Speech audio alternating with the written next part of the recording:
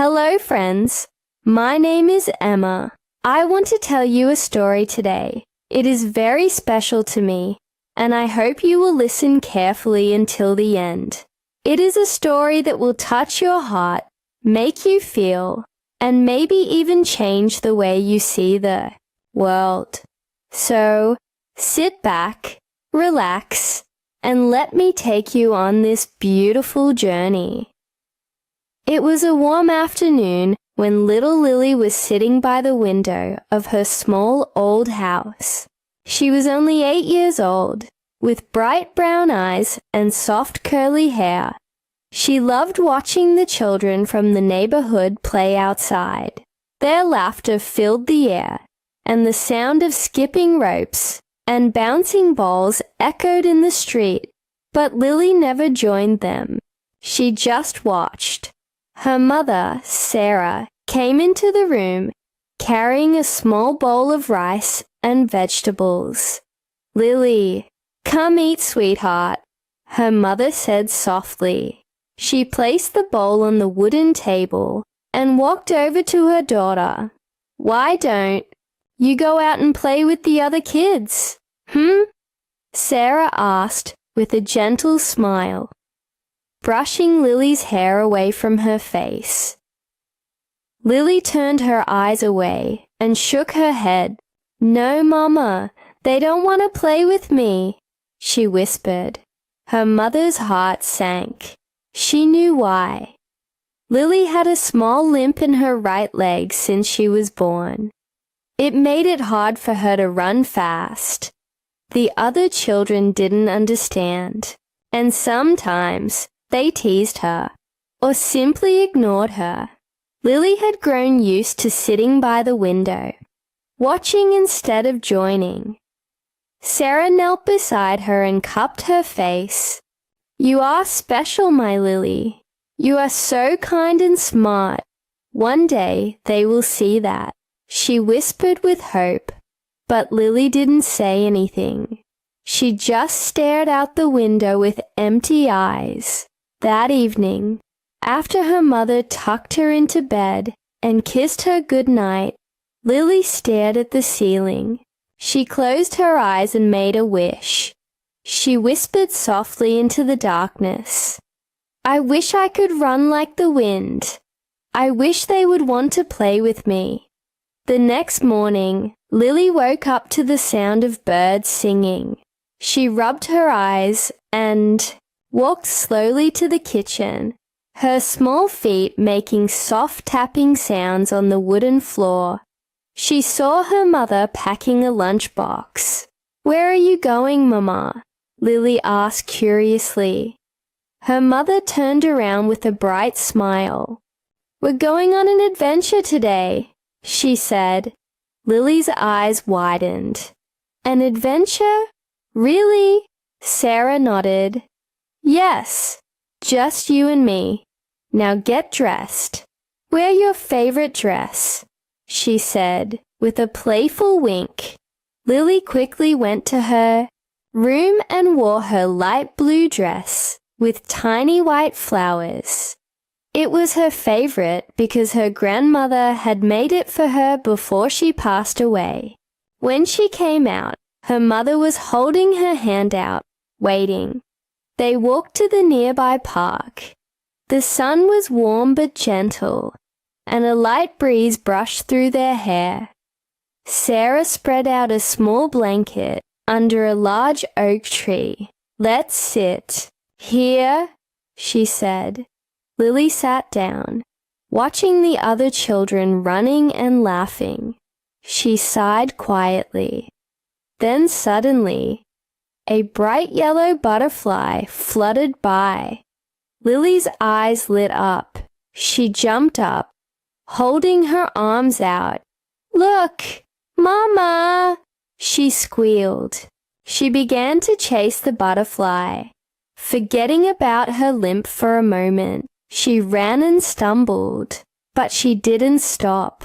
The butterfly danced in the air, and Lily laughed as she followed it. Nearby, a group of children who were playing stopped and watched her. One of the girls, Mia, tilted her head. "Hey, isn't that Lily? She never plays with us," Mia said. Another boy named Jack shrugged. "She can't run fast," he said. But Mia watched closely. She saw the way Lily's eyes sparkled. As she ran, she saw the happiness in Lily's face. Without saying a word, Mia ran over to Lily. "Hey, let me help you catch it," Mia said cheerfully. Lily stopped running. She stared at Mia in surprise. You want to play with me?" she asked softly. Mia smiled. "Of course. You look like you're having so much fun. I want to have fun too." And just like that, they ran together. Soon the other children joined them.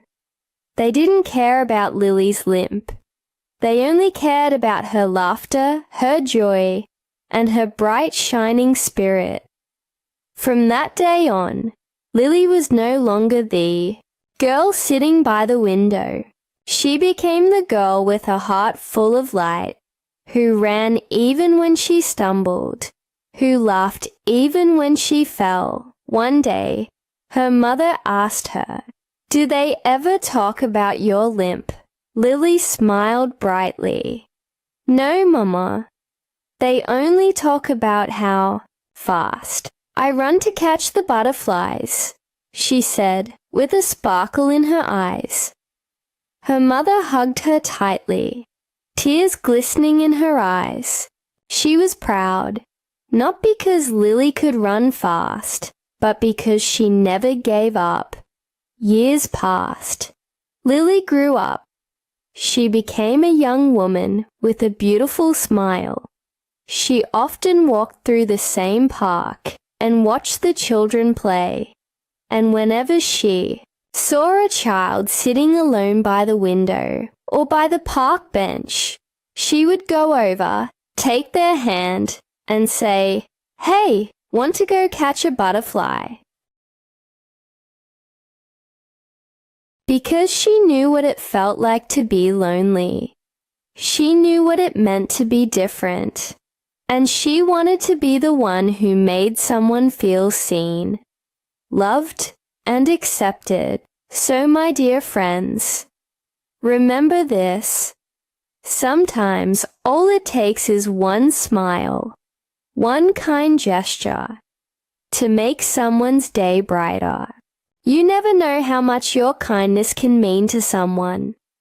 If you liked this story, please don't forget to subscribe and hit the like button. It would mean so much to me.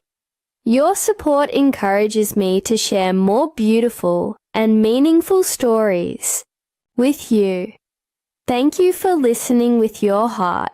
Let's keep spreading kindness, one story at a time. As time passed, I began to carry Grandma's memory with me, like a secret treasure, a soft glowing light in my heart that no one could see, but that I could feel with every breath. Her absence was no longer just a sorrow. It became a quiet presence, a gentle reminder of love that would never leave me. One evening, months later, I found myself walking through the streets of my old neighborhood. The sun was setting, and the sky was painted with the same golden hues I used to watch with Grandma. The breeze was warm, carrying the faint scent of jasmine. I clutched the locket around my neck and smiled faintly, feeling as though she was walking right beside me. As I strolled past a small cafe, I noticed an elderly woman sitting alone by the window. Her silver hair was neatly pinned back, and she slowly stirred her cup of tea with a delicate shaking hand. Her eyes, though soft, seemed distant, lost in a memory only she could see. I don't know why, but something pulled me toward her. Maybe it was the way she reminded me of Grandma. Maybe it was the loneliness in her eyes. Without thinking, I stepped into the cafe and walked over to her table. "Hello," I said softly. Unsure of what else to say, she looked up, slightly startled, but then smiled politely. "Hello, dear," she replied in a voice that was warm, but tired. I glanced at the empty seat across from her. "Would you mind if I sat here for a little while?" Her eyes softened with surprise, and for a brief moment, I saw a flicker of something familiar, like a door opening to a long-forgotten room. She gestured to the chair, and I sat down. We didn't speak right away. Instead, we sat quietly, sipping our tea. The cafe was filled with soft chatter and the gentle clinking of cups. But around us, there was only stillness. After a while, she spoke. "You remind me of my daughter," she said softly, her voice trembling slightly. "She used to sit with me like this." I felt my throat tighten. I glanced at her frail hands, the way they shook slightly as she held her cup, and I suddenly thought of Grandma's hands, how they used to gently brush my hair away from my face. "She must love you very much," I said quietly. The woman's eyes filled with tears. She placed her cup down carefully and reached into her coat pocket. With trembling fingers, she pulled out a small photograph. She handed it to me. "This was her," she whispered. I looked down at the photo. It was old and slightly faded, but I could still see the clear image of a young woman with a bright smile and eyes that were full of life. She had the same warmth in her eyes as the woman sitting in front of me. "She passed away," the woman whispered, her voice barely audible. "It's been 5 years, but sometimes it still feels like yesterday." My heart ached for her. I looked back at the woman in the photo, and I felt something stir inside me, a strange but beautiful ache, the kind that only comes when love and sorrow meet. "I lost someone too," I whispered. "My grandmother." The woman reached across the table and gently placed her hand over mine.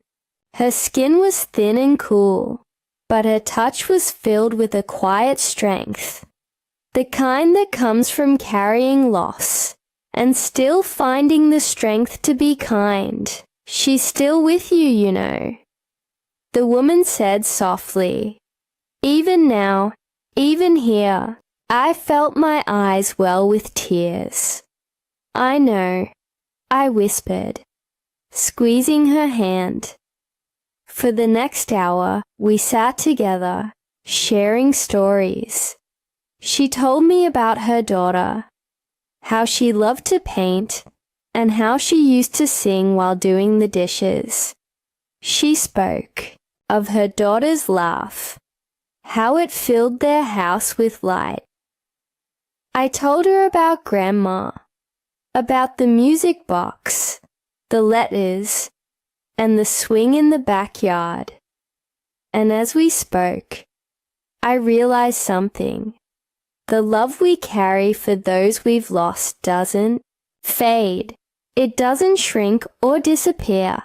It simply finds a new place to live.